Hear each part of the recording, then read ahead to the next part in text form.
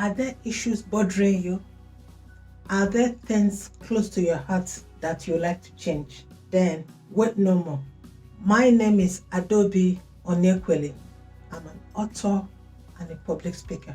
I will be speaking on World Speech Day live. It's on the 15th of March 2021. What I'll be talking about is about disability and its impact on the life of adults and children, how we can make the voice for disabled people be heard and to get the support that they need. So I would like you to join me on that day and hear what I have to say. Also, I'm inviting you to come and take part. You don't have to be a public speaker. You don't have to be an author or anything. It's for everybody because we are all global citizens. I will be representing Nigeria and United Kingdom because I want to use my voice to impact.